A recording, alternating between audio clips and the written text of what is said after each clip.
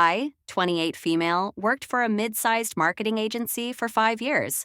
While the job wasn't my dream, it paid the bills, and I had a knack for it. My true passion, though, was my social media presence. Over the years, I built a fitness and lifestyle page, growing a modest but loyal following of 50,000. My posts were completely professional, motivational quotes, workout tips, and positivity. Not a single mention of my job or anything remotely inappropriate. Everything changed when a coworker, let's call her Claire, discovered my account. I'd never shared it at work, but Claire apparently recognized me from an Instagram reel and brought it to our boss. Claire was always the office busybody, so I shouldn't have been surprised. A few days later, I was pulled into a meeting with my boss, Lisa, and someone from HR.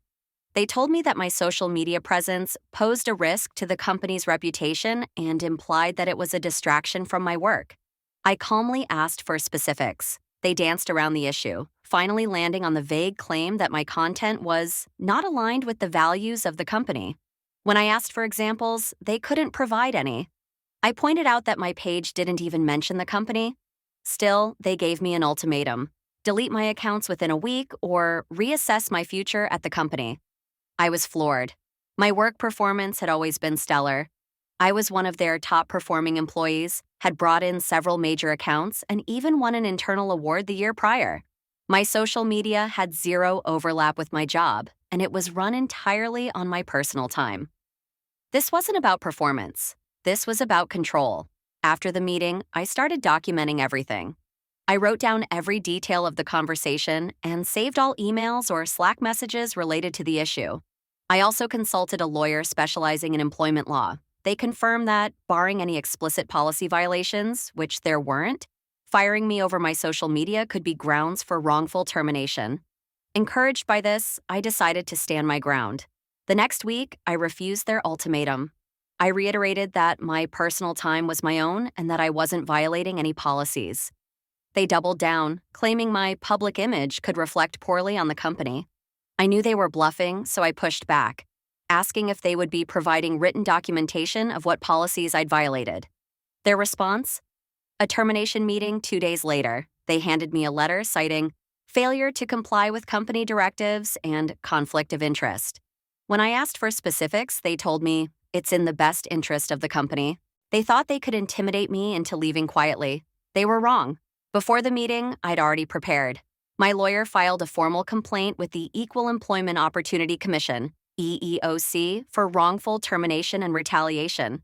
I also sent a demand letter outlining how their actions violated labor laws protecting employees' off-duty conduct in my state.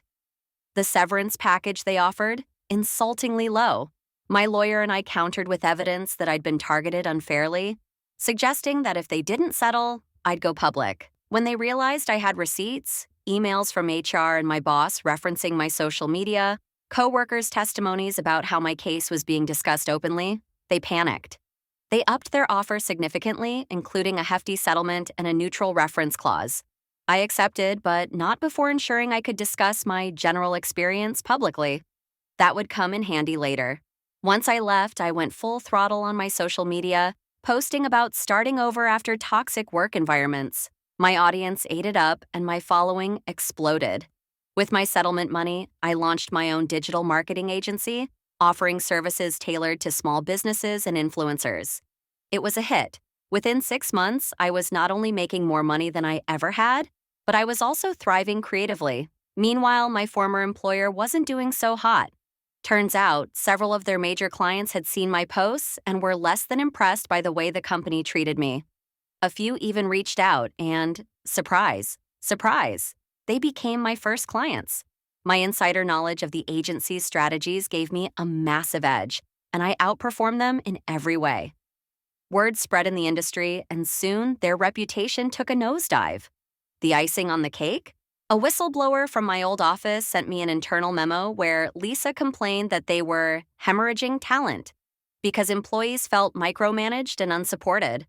Turns out, my case had sparked a mass exodus. Several coworkers followed me to my new agency, and we built an amazing team. Now, some friends say I should let go of the grudge and focus on my success. But honestly, I feel like I earned this. My former employer tried to control my personal life, humiliated me, and underestimated me. They didn't just lose me, they lost their best clients, top talent, and reputation in the industry. So, Aita for standing up for myself, using the system to hold them accountable, and building a business that outshined theirs. If this makes me the bad guy, I'll gladly wear the title.